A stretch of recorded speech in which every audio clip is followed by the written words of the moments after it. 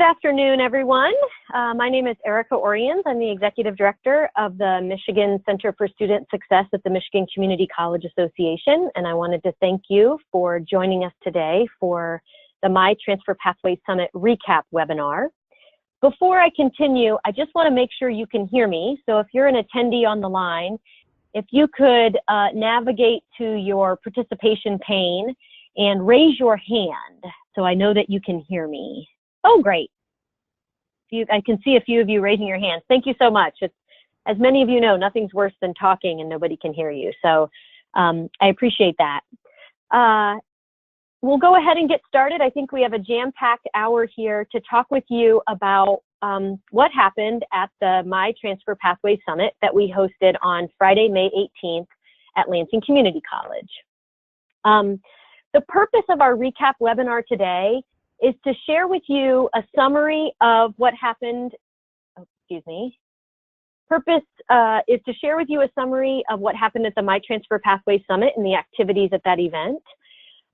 Also, during that event, faculty worked together to document courses that they identified as required, recommended, optional, or appropriate in the first and second year.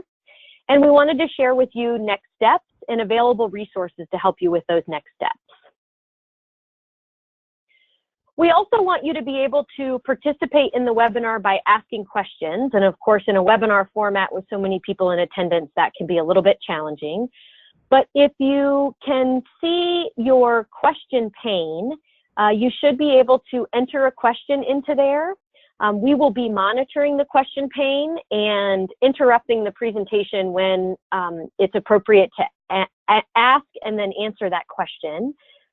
If we need additional clarification, we may need to unmute your mic so that you can provide additional clarification on your question, but that's how we'll be participating today. We'll also be recording this webinar and making it available on the MiTransferPathways.net website. So for those of you who obviously are here today, but you may have colleagues who were unable to attend, they'll be able to view the webinar online as well. So the first thing I want to share with you is if you go out to our project website, which is MiTransfer.net, MiTransfer.net, and you navigate to project materials, you'll see materials for the MiTransfer Pathways Summit on May 18th, 2018. On this page, we've posted everything from the event that day, from the agenda all the way down through the slide deck, presentation, and handouts that we provided at the meeting. We will continue to update this page with additional information that you'll see throughout the presentation today, including this presentation, a recording of this presentation, the slides, and also some additional materials that will help you as you're moving forward in this work. So kicking off with the work that we facilitated on May 18th. Our goal for that day was really to identify required, recommended, optional, and appropriate courses that meet associate and bachelor's degree program requirements in the first and second year, especially in major specific courses and program electives. So the image that you see on the right-hand side of your screen really is a way to visualize what a student's associate degree program looks like and what their bachelor's degree program looks like. So an associate degree program is typically broken down into three categories: the Michigan Transfer Agreement courses, major specific courses, and then electives. And then, of course, then students we would expect would be able to transfer those courses to a university to be able to complete their bachelor's degree requirements. What we were really focused on when we brought the faculty together in biology, business administration, criminal justice, and psychology was to identify those courses that students need to take for their associate's degree, specifically in the major specific courses and electives.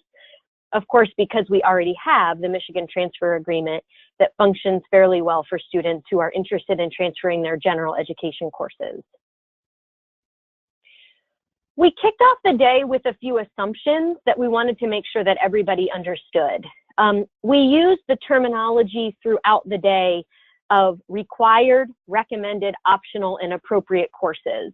And what we mean by that are those courses that students should complete to meet degree requirements, assuming that the student has selected a major.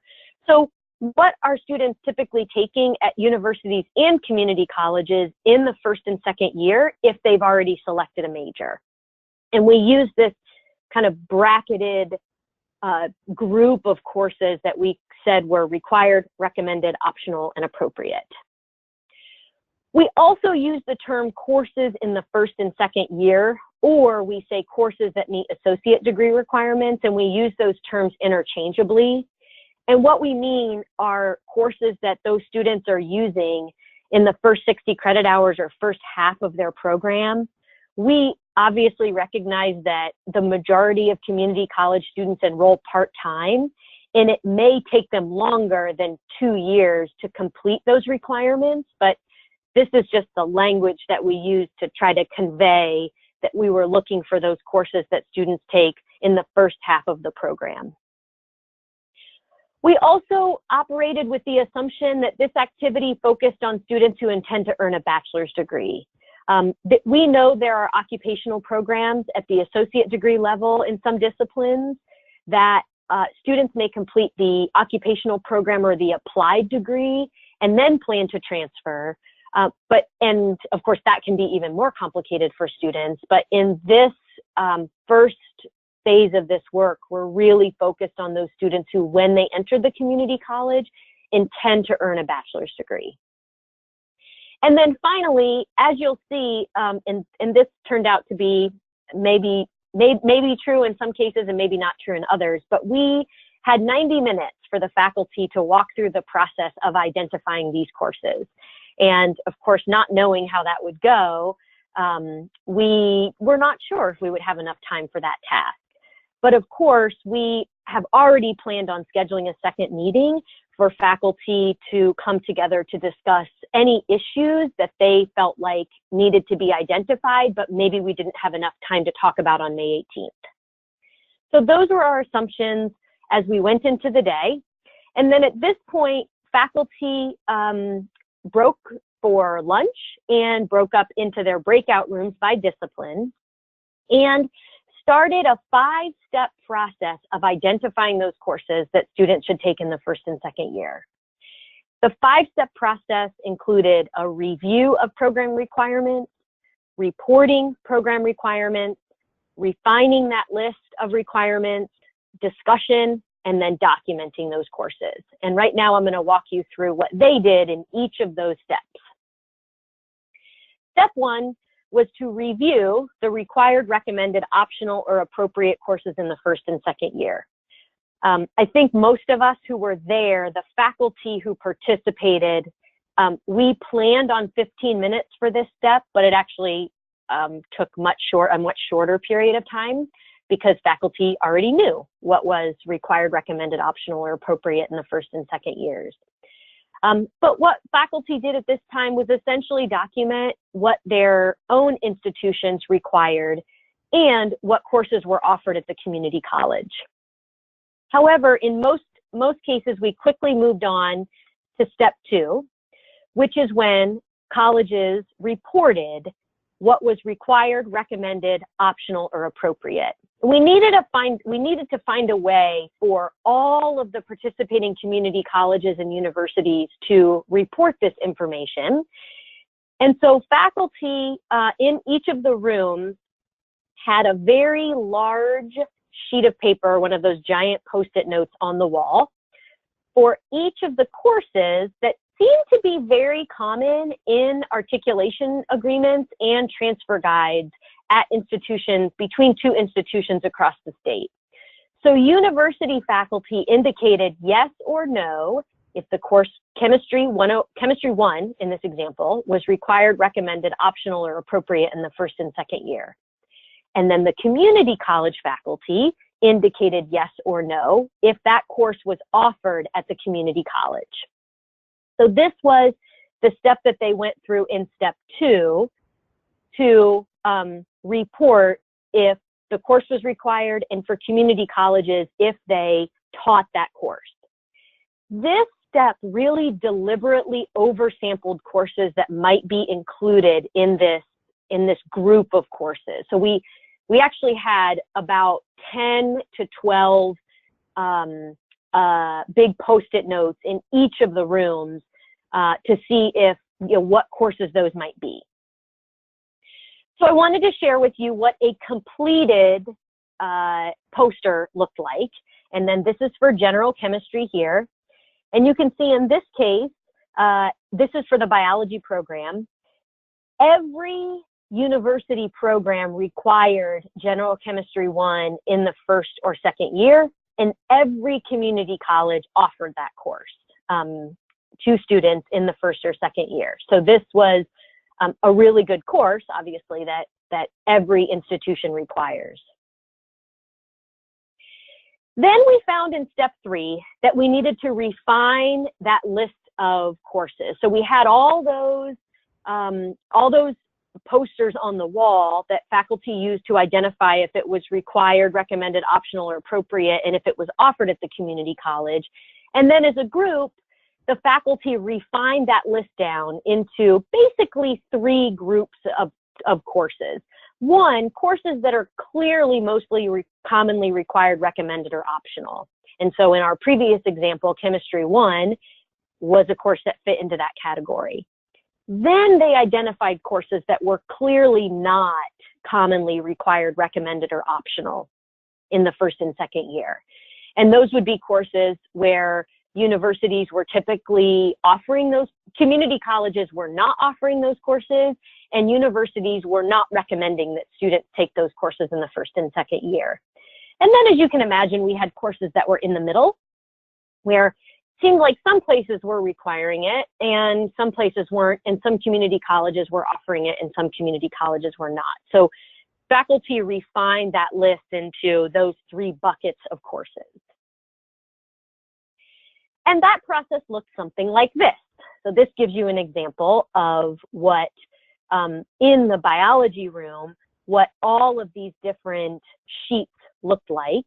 And faculty clustered those together in the courses that seemed to be mostly required across all of our institutions, those that really weren't really good for students to take in the first and second year, and then those courses in the middle. Just a kind of program note right now, we are in the process of taking photographs of all of these posters, and we will be posting them up on the website in the same place that I showed you earlier, where the agenda and all the materials are from the event. So you'll be able to see those in the next couple of days. Step 4 in our process was to begin to discuss.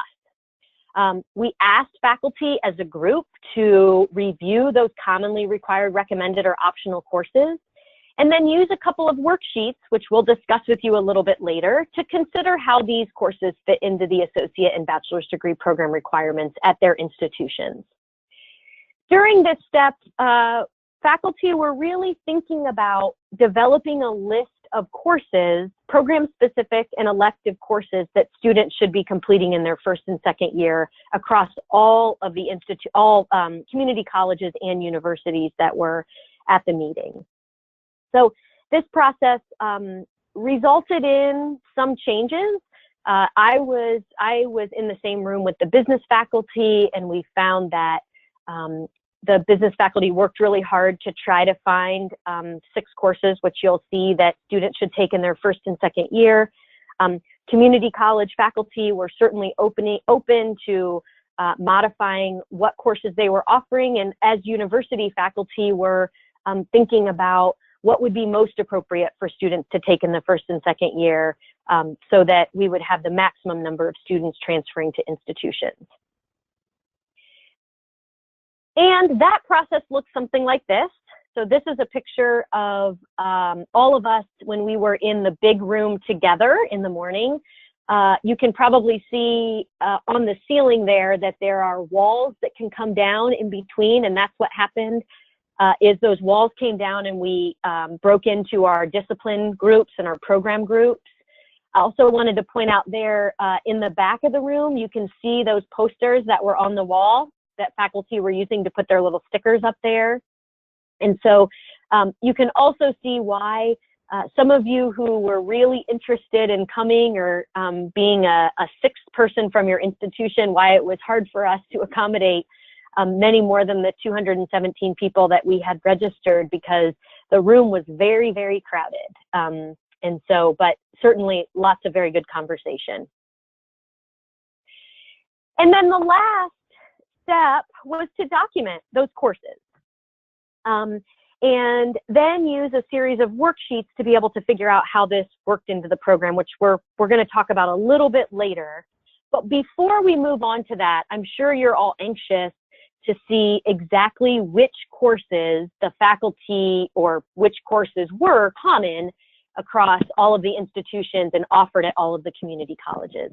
So with that, I'll turn it over to Shannon Price from the Michigan Independent Colleges and Universities to talk about her experience in biology.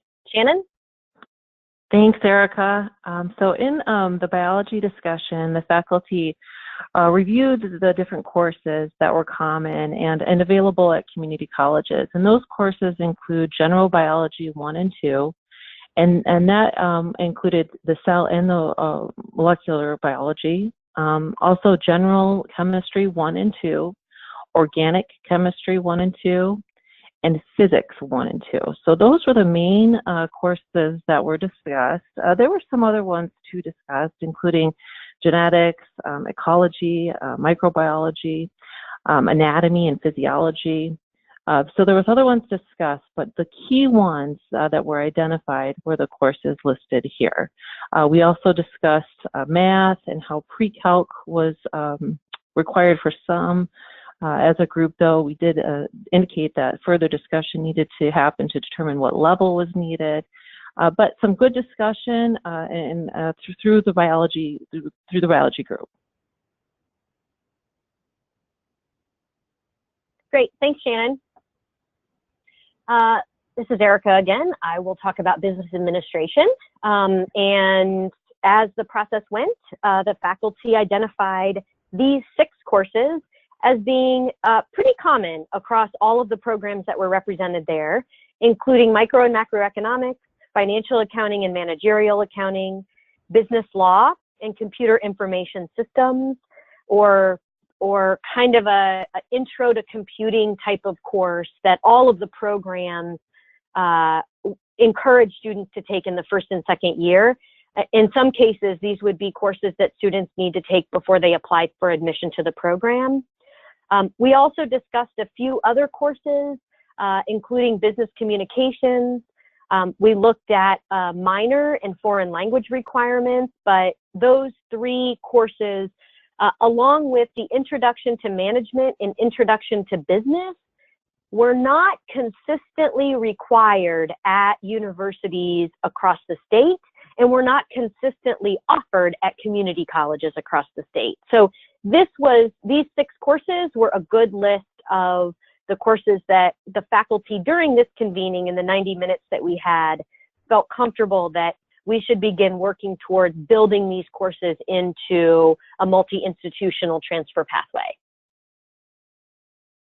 I'll go ahead and move on to criminal justice. Our colleague Will Emerson was not able to be on the webinar today, and he helped facilitate the criminal justice group, and they ended up identifying 5 courses that were common across all of the criminal justice programs.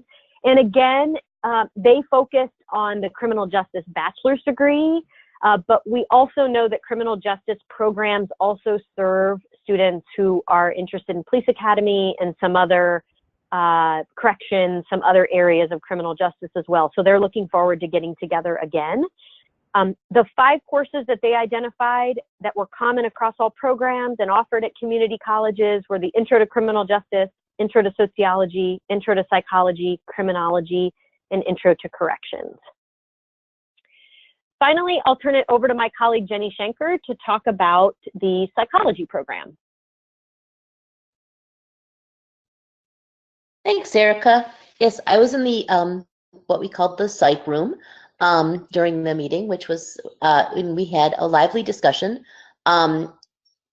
beginning with a lot of excitement over the fact that everybody agreed on Intro to Psychology, but there was quite a lot of discussion beyond that. We were able to come to these 5 courses, which in 2 of the cases are courses that students could take one or the other, and that was largely dependent on whether or not the university offered the course. For example, the developmental or child psychology reflected the fact that some universities offer only child psychology and some universities offer only developmental psychology. However, everyone that was in the room indicated that if a student came with the one that they did not have, they would not make them repeat. Like, for example, if you took developmental psychology at a community college and you went to one of the universities that requires child psychology,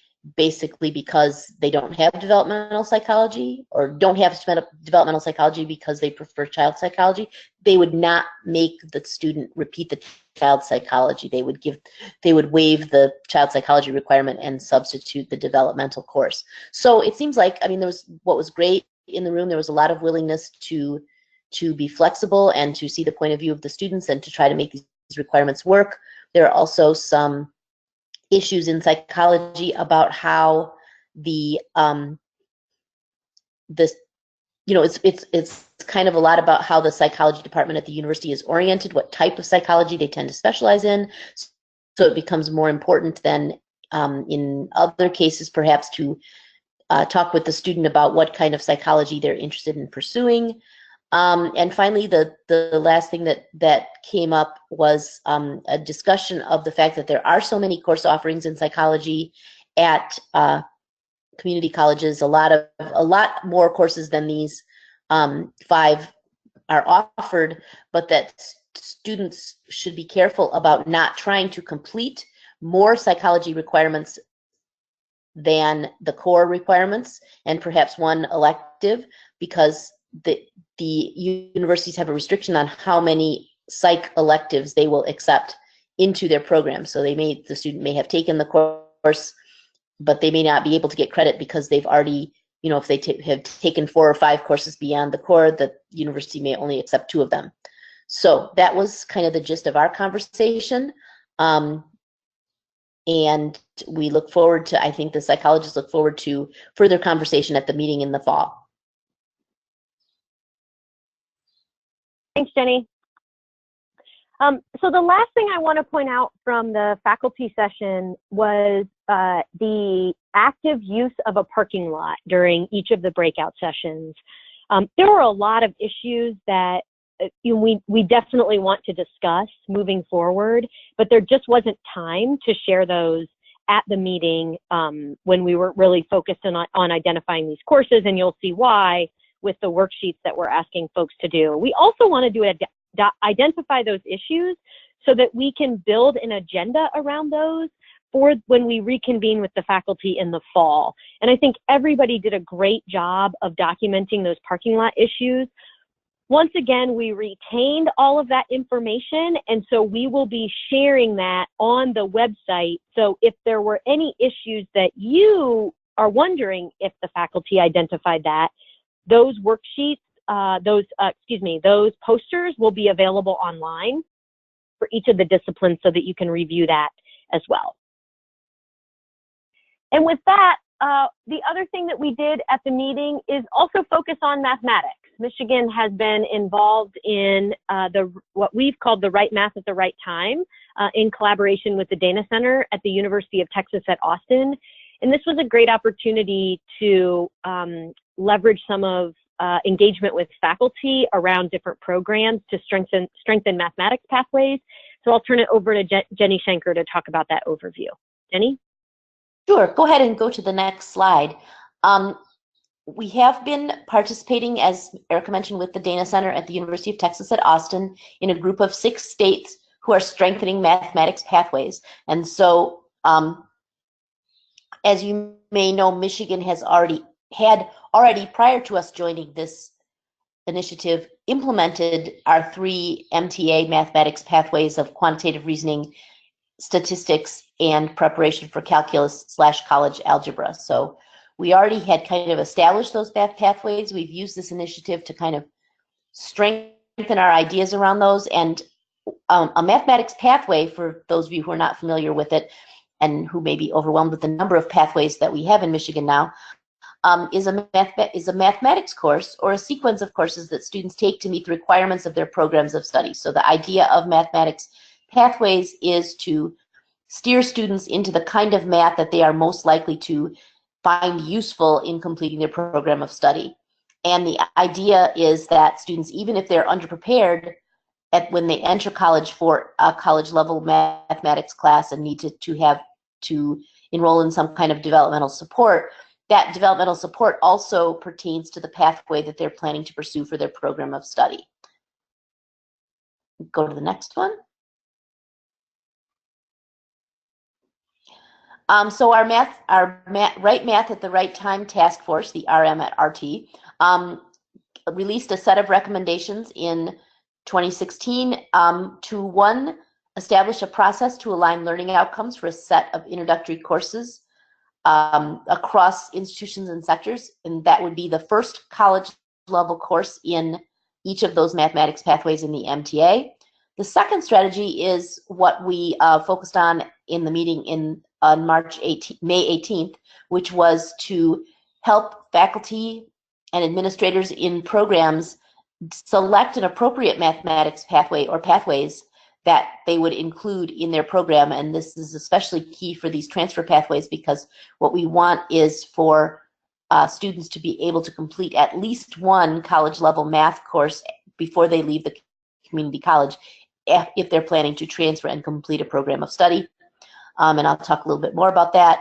And then strategy 3 promotes, we want to promote implementation of evidence-based strategies for underprepared students. So taking that second part of the math pathways definition, how do we make sure that once we've identified the pathway that the student should be on, how do we make sure that the students have good, accelerated, effective on-ramps into the college level mathematics study that's most appropriate for their program.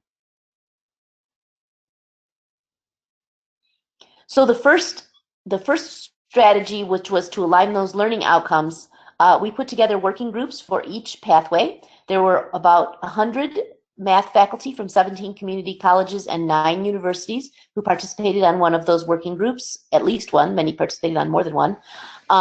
So we had pretty good representation from across the state, although not everyone was there. We released the learning outcomes in a white paper. So each course has a set of recommended learning outcomes, and they're all quite different, but because they're specific to the pathway. And so you can read those either on our website at mcca.org or on our Right Math at the Right Time website, which is miwritemath.org. So it kind of goes along with MiTransfer.net. We're miwritemath.org. So far, we've had 10 universities and 14 community colleges who have completed a survey online indicating that they are interested in engaging in this process of aligning learning outcomes.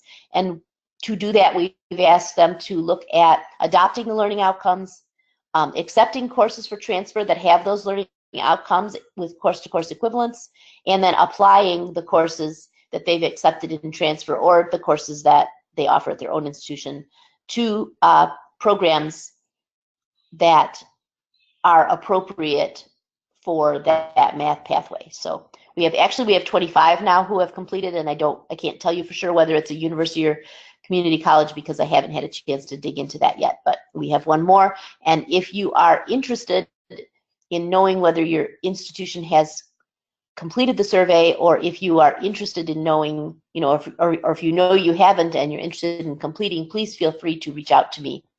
And I will, the survey has been disseminated through the chief academic officers at community colleges and through the provosts at the universities. So hopefully those individuals have found their math faculty and have been able to do that. But I have in some cases had math faculty reach out to me directly and say they had not received the survey. So if you're a math person and you're on this line and you want to know more about the survey, please get back to me. Next. Okay, so as I said, the idea is as part of their time in the discipline breakout rooms, selecting the goal would be to select a math pathway and at least one college level math course satisfying the MTA and applicable to the major that a student would be likely to complete in the first 2 years of the degree program. So that's where the math kind of fits in to these blocks that Eric showed you before. It will be not only will it be an MTA math course, but it will also satisfy a program requirement. And so that's what we kind of steered people to talk about in their rooms. We did have a set of math pathway leads. So we have a math pathway lead from a community college and a university for each pathway. And we had those people distributed amongst the rooms to kind of serve as resource people in the math discussion in hopes that the faculty would be able to, would have questions about the math pathway and which math pathway they should pick. So then here's kind of the outcome. If you go to the next, before we do the outcome, go back. Well, yeah, you can see this. You can see from this chart here that this is do some research we did in collaboration with the data center. We kind of clustered our top 15 programs that we had identified as a staff, sort of based on completions of bachelor's degrees in the state into these kind of sectors. And then you can see that how it kind of fell out. You can see mechanical engineering is clearly calculus if you're looking at that. You can see that, for example, English seems to fall more into the quantitative reasoning area. Statistics is scattered around. So you can see what we're up against here, but you can also sort of see how these things are clustering based on what's happening, what the data center has observed happening nationally. And so go to the next one, please. These are the questions that we asked the faculty to consider in the room. One of the ones that's most important, I won't belabor each one of these, but this idea, what is the minimum math level needed to gain meaningful access to the program? So for example, if you're the biology faculty and you're identifying that pre-calculus is a prereq for many of the courses in the program, then pre-calculus really would be the level needed for meaningful access. And so that kind of then will inform the question of how will we accelerate developmental students so that they get quickly to that level where they get meaningful access to the program. So like you could say, well, intermediate algebra is the first course if they offer it for college credit, or college algebra if it's a prerequisite for pre-calculus, but pre-calculus is really the meaningful access program. Next.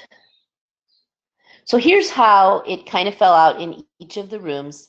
The biology faculty identified the pathway to calculus, and as Shannon said, didn't necessarily set a level for the course, but that they've generally got it in there. Business administration identified a statistics pathway, but also acknowledged that most courses or programs that are going to require college algebra or higher, so they basically kind of got two pathways. So they've got students taking statistics in business, but they also have a situation where many programs are saying that they need the more advanced algebra.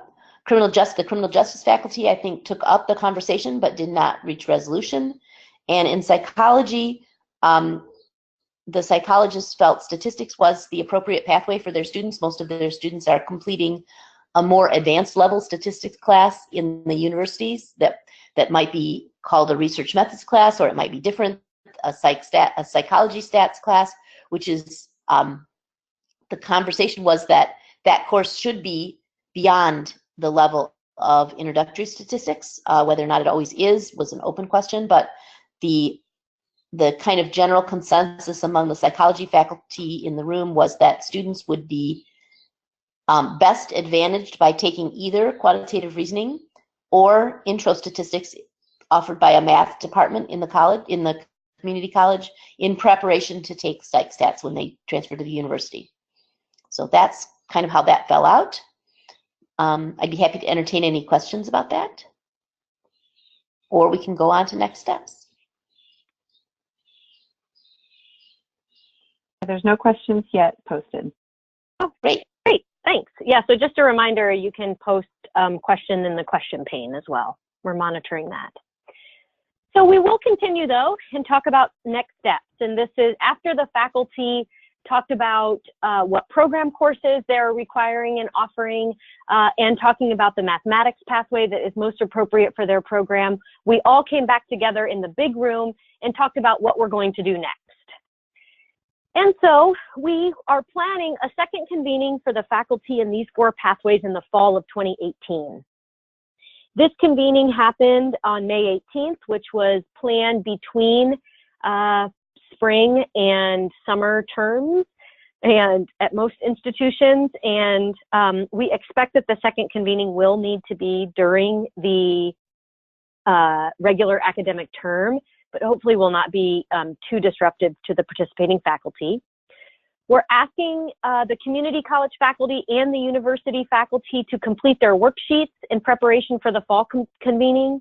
They'll be working with partners to establish direct course equivalencies and report updated equivalencies. And then they'll watch for communications from the association staff about the convenings and any other support that they may need, including this webinar today would be the one that you're on, to be able to provide colleges with the support that they need to do this work. I want to go over the 3 worksheets, and I'll start with the worksheet that is for community college faculty. And you'll see a 2-page worksheet that asks institutions to take the information from the convening and document for the specific program what courses the student needs to take for the Michigan Transfer Agreement.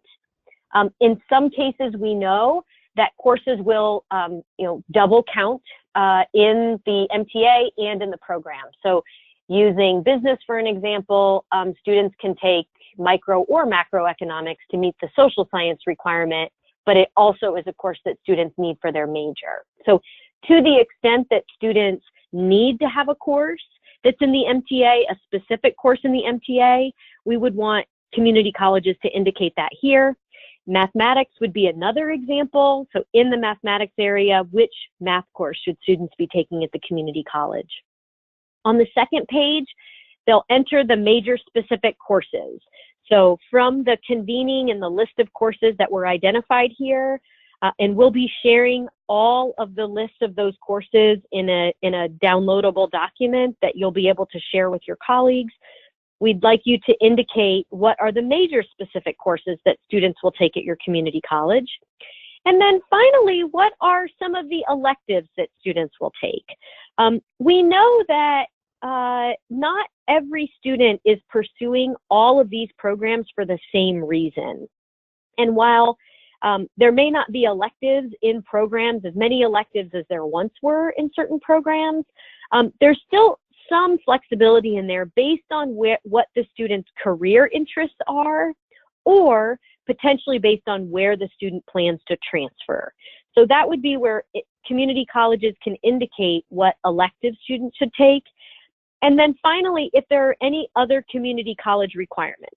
So if your college requires a specific course of students, because it's a requirement at your institution, but it may not have come up at this convening because it's not required everywhere, you're able to indicate that on this worksheet here as well, and then total the credits that students would take at your institution. Hey, Erica, before you move on, we have a question. Yes. Hey, Erica. Sure. Can you please clarify, the question that was asked is, should a course be listed in multiple categories if it fulfills both MTA and major specific, or just one of those categories? Yeah, that's a good question. I would include it in both, but you can only count the credits one time because the student won't get, for microeconomics, for example, if you included that in the MTA and the major specific courses, you'll just want to make sure that you're not double counting that credit, because students if it's a 3-credit-hour course, they're not going to get 6 credits for it. So, but I think it is a good practice to note that in both of those places. Yeah, I agree. I think providing notes. Oh, go ahead, Jenny. Oh, I was going to say, yes, I think that's important, but I think the other thing to remember as you're working on building out the full degree program and on the community college side is, as the psychologist brought up, the limits on the number of electives in the major that they are able to bring into their programs. And so, you might, if a student, for example, that was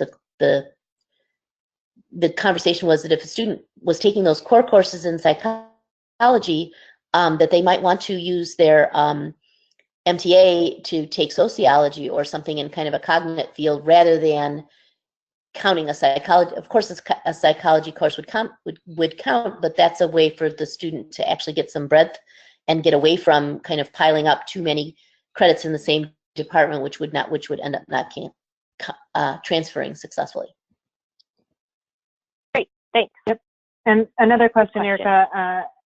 So the other question that came in is related to how we're using these worksheets, whether the institutions need to be submitting what their current program requirements are or what they will become based on the convening. Of course, I understand that we might be using this in both sessions, but I'll let you describe that. That's a great question. Thanks for pointing that out. These worksheets are really a working document for you. And so they're available on the website in both a PDF version and a Word version. So you can download the document and modify it if you need to, or use it to, just so that you would be able to modify that as a worksheet. The plan is, and we'll talk about this in the next steps, the plan is for the community colleges and the universities to bring this back with them during the convening in the fall. And during that convening in the fall is when the faculty will come together to review these worksheets. So the intention of this is, should your institution wish to participate in the statewide or multi-institutional transfer pathways agreement, that this would be what you would advise your students to do moving forward. So if you are planning on making, and I've already talked to some institutions who are planning on, community colleges who are planning on making some slight program modifications so that those courses would be able to transfer to all of the institutions, then you would want to include that in the worksheet.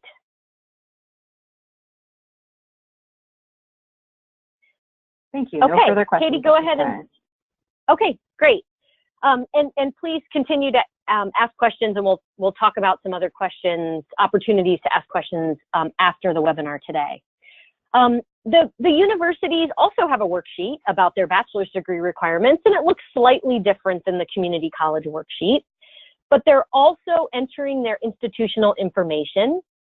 And one thing that we found in our research with other states that have done this work is that they have found that actually the requirements, for example, for a Bachelor of Science in Biology in the first 2 years actually looks very similar or the same to requirements for a Bachelor of Science in Environmental Science in the first 2 years. So faculty from universities will have the program or the option here to work with their colleagues to identify any other programs at the institution where this set of courses that were identified might be a good fit for students or a good start into that program. Again, if there are any MTA or general education courses that are specific to that program, the faculty should note those here. But when they get into the major specific courses, what they'll be indicating here is for those recommended courses that were identified at the convening, what is the subject and course number at your institution, and what requirement or program area does that meet? So every institution has a different way of describing this for students or documenting it for students. Some might say it's a foundational course. Some might say it's a pre-program admission course. Other folks might say that it's a course that students can select from a list of courses that meet a cluster of courses that they would be required to do.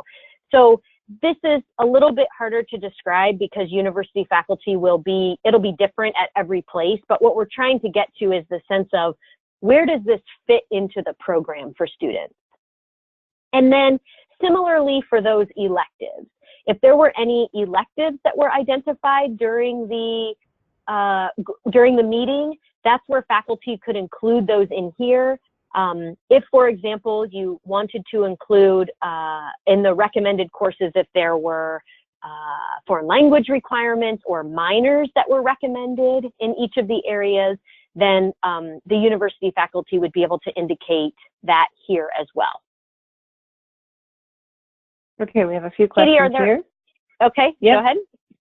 Okay, this one is specific to psychology. Would it be safe for psychology to put down all the 5 courses that were identified? In other words, did the universities suggest that they would take those 15 credits from the community colleges? So if go ahead, Jenny. Preliminary sense would say yes, but it's 5 courses. Remember, not both, note those ors. So right now it looks like they would all be accepted. It looked like they would all be accepted, but like not developmental and child psychology, probably not personality and human sexuality. That was a little bit more questionable, but there was no sense that students really needed both.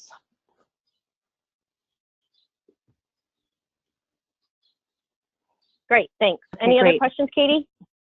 Yes, so this says for 4 years on the MTA portion of the worksheet, we're only supposed to fill in courses that are specific.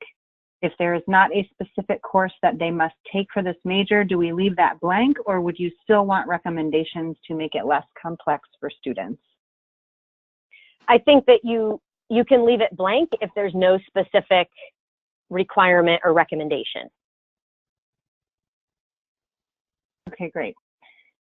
That's it for now. Okay, awesome. Thank you.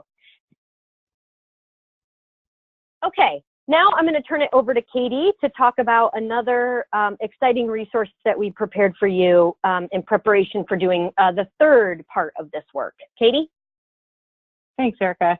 I like that you're calling it exciting. Because I have the fun task of going in and doing some analysis of all of the program requirements. This is sort of how, as Jenny described earlier, we arrived at those listings of courses, or that oversampling of what we believed those courses might be. We assessed the programs in the state and then what all the requirements were, and we sort of clustered them together to sort of suggest that oversimpled list to the faculty, who then, of course, refined it, as Erica has already described earlier in the webinar. In order to aid in this process, we did what I call upfront intelligence by creating course equivalency matrices, which are on the website, circled there in red, where you can see where you can access these matrices. I need you to understand a few things before I start to show you the matrices, though. One of them is that this is based on information that is currently present in the Michigan Transfer Network, which is maintained by the MACRO organization, the Michigan Association of Collegiate Registrars and Admissions Officers. And we have identified that there are some issues with some of the data there. Some institutions are not updating data as regularly as others. There are not currently mechanisms in the database to use effective dating and help us digest current iterations of certain courses that are equivalent. So we've identified a few issues kind of related to that, the database itself. But then we also have been using these to help institutions sort of see where their equivalencies look well established and where there might be holes in that process. So we're going to look through an example of what these materials look like together now. So in order to help you understand and read the equivalency, we created a legend, and we had a number of people working on this task, and several of us interpreted the colors a little bit differently. I think as we move forward, we will refine this legend and what the coding indicates, because what we're most concerned with is that the boxes become green, which acts as a direct equivalency, either a single course-to-course direct equivalency, or I'm familiar with and aware that some of your institutions use other methods to say that it's a required, or it's an applied transfer credit that meets a program requirement. And we talked at length with what we were calling the transfer liaison group about how could we more appropriately represent some of those if they are not indeed direct course equivalencies. But this worksheet is up on the website as well, and so I would encourage you, if you decide to take a look at these equivalency grids, to take a look at that first so that you can appropriately review the information that's available. And then you'll see what I mean. It's a big color-coded grid. And you saw one of these earlier when Jenny was talking about the mathematics initiative. So we started with that, the process in the mathematics initiative, and then we decided to kind of transfer it to this project. And you can see the example in front of you is for social psychology, which is one of those courses that we were suggesting might be common across the universities as far as required courses. You can see that there are quite a few green boxes which indicate a direct course equivalency. And you can take a look across the top row are the listings of all universities that were participating or sending a representative for the pathway. Thank you for illustrating that with the cursor there. I did get some questions about why particular institutions do not show up there. It's either because that institution did not signal to us that they plan to participate in the agreement, and if you've since changed your mind or you want to come along, we will certainly add your university. But it could also be that those institutions did not have that particular major on the catalog. This was more common, I believe, with criminal justice, but that is a possibility as well. And then you can see here along the left side of the grid are all of the community colleges. And we went through and deciphered which course made up at the community college and at the university that particular social psychology course that would then be major specific.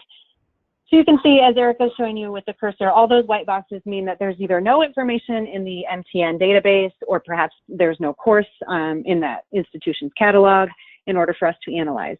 But then you can also see a number of color-coded options there. As I said, the majority are green, but then you can see that there are some that are yellow, which are typically coming in as a non-direct equivalent, or typically we call these like a gen cred, or sort of credit that comes in but doesn't apply anywhere, which sometimes can be a disadvantage to students to receive, or just not help them along their pathway. And then the orange courses we identified as having a direct equivalent, but potentially not the one that we had expected. So either not a program requirement, or you saw this in psychology sometimes where things were coded in different departments, but they were still an equivalency. And in some cases, the university had already made provisions to allow that to come in for credit or as a waiver or something like that. But in most cases, it was something that we just kind of flagged and thought, that's curious. So we sent these out to the transfer liaison group. So each one of the institutions that participated were able to designate someone that we are calling a transfer liaison. And they're typically the person on your campus who deals with transfer credit, who helps to manage the course equivalency process, probably in tandem with your academic departments. And we asked them to review these before we would put them up in front of people to let folks know they were coming. And people have really taken to these, and we've kind of reflected on that because, you know, of our decentralized nature in Michigan, we don't often have aggregated reports of this nature available just because there's nobody kind of in charge of that. And so this has been, I think, a useful tool for some institutions to see where they have done some good work and where they might have some more good work to be doing. I want to be very clear, though, that when we sent this out, we asked for review. We did ask people to let us know of discrepancies. And I have gotten a number of very technically oriented, very tedious emails that describe discrepancies or updates that are necessary to these grids. And really, the discrepancies that I need to know about are where there's not a course that is correctly listed. So if we have ascribed the wrong course for a college or a university, we need to make that update so that we can keep these grids useful to you all. But we also, sorry, I just lost my train of thought there. So we also recognized, however, that a number of you sent me listings that said, oh, oops, my bad, these were just simply not in the MTN. And that is a great thing for all of us to realize. But I will not be able to make those updates for everyone. Those updates need to be made directly to the Michigan Transfer Network database. And I'm not going to go too far into this now because I know we're running short on time. But folks can contact me if they have further questions about this. The marching orders or the homework that we gave were, of course, in a worksheet form. That's a common theme you're seeing to this work. And what we've done here is on the left-hand side, you can see the university worksheet asks the departmental faculty to go ahead and actually list your particular course that fulfills whatever class it is. So if we're talking about social psychology, your university would put your 5 or 6 courses that were identified for the psych pathway in there, including social psychology and the others that were listed. And then you would be able to make your own grid to show with all of the community colleges where you already had those equivalencies or where you do not. And then the marching orders given to the faculty, I guess not orders, that's a strong term. Some of you know I'm versed in the military world, so sometimes I transfer the language. But we asked folks to address those where there were not equivalencies built. And we did the same thing then with a community college worksheet wherein we placed university names down the list so that the community colleges could see and become proactive on further developing those equivalencies. So I will be making those updates as you send them to me. I think the next slide asks, it asks for what we'd like you to do with this. We are going to be refining them into the courses that were selected earlier that you all saw on the screen, and smoothing out the discrepancies where we had the wrong courses perhaps listed, or adding in institutions that have decided to participate now. And then asking you all to update the MTN. We did get some push on this. Well, why should we do this? Aren't we updating the MTN? We are, but that work will not be done, and that new database will not go live until next spring at the earliest. And so students are still using that, and certainly advisors are using it across the state to advise transfer students. And we are encouraging institutions to correct those things themselves through the MTN. We do have a nice group of people from the macro organization who are working to provide some onboarding or maybe initial training for folks who are not as well versed with how to use the MTN. And so if your institution falls into that camp, you can look for information for more detail from that group as we move forward. So we will be presenting these again at the fall convenings in what we hope to be sort of a near complete form, but this is not something that we will be able to keep doing over and over. So these are not necessarily the deliverable. The deliverable is the statewide pathway agreement. So there will be a document and there will be individualized course listings from each of the participating universities and colleges, but these will not be a deliverable of that product. Our hope, or of this project, excuse me. Our hope is that the updated Michigan Transfer Network website will provide more sophisticated individualized reporting for institutions, so that you all might be able to prepare something like this for yourselves as you move forward and assess your transferability at the course level. And for us, this made a lot of sense because certainly if you want this to be a statewide transfer pathway, the courses that are selected need to be able to transfer. So this was really the best way that we thought to kind of help move that along. And with that, I think I'm going to toss it back to Erica to try to wrap us up here in the next couple of minutes.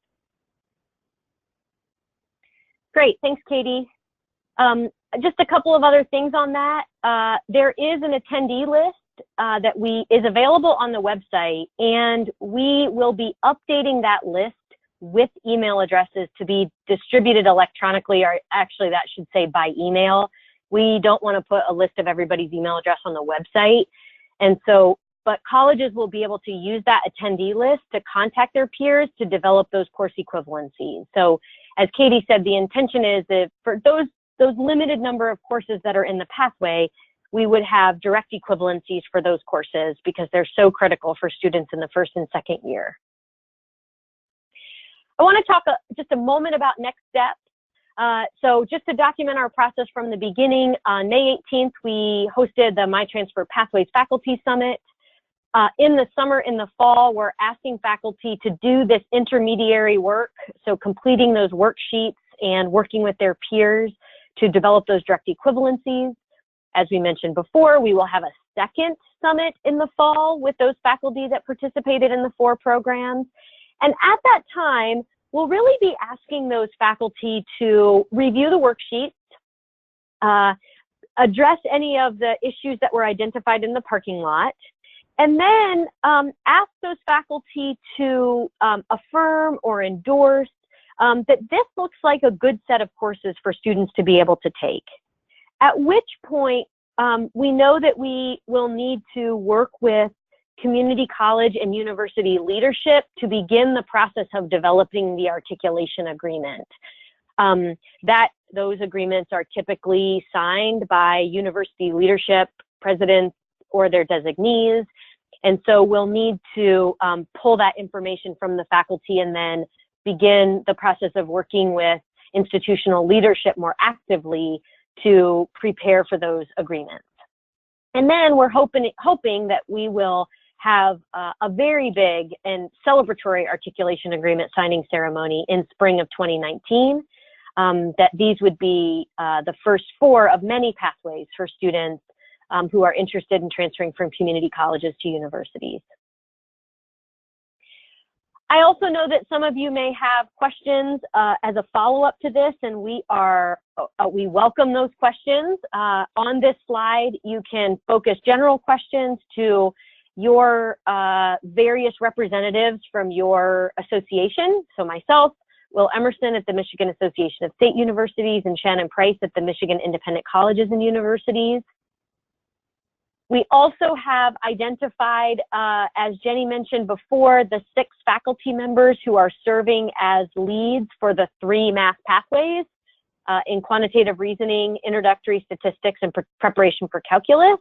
So their contact information is on there as well. If you click on their name, you'll be able to get their email address. And then, as Katie mentioned, if you have questions about those course equivalency matrices specifically and that process, you can direct those to Katie, and she will be updating those matrices in preparation for the convening that we'll have in the fall. And with that, we're 1 minute over, but that is what we had planned for today. Katie, are there any other final questions before we sign off? I don't see any final questions. We did get some gratitude, so you're welcome. Oh, well, thank you very much. We have been, many of us at the associations, along with the Transfer Steering Committee, and many teams have been working on planning for this for several months. Almost over, I think, 75 people from colleges and universities. And so we're grateful that this is helpful to you, and we look forward to chatting with you again soon. Thank you very much. Bye-bye.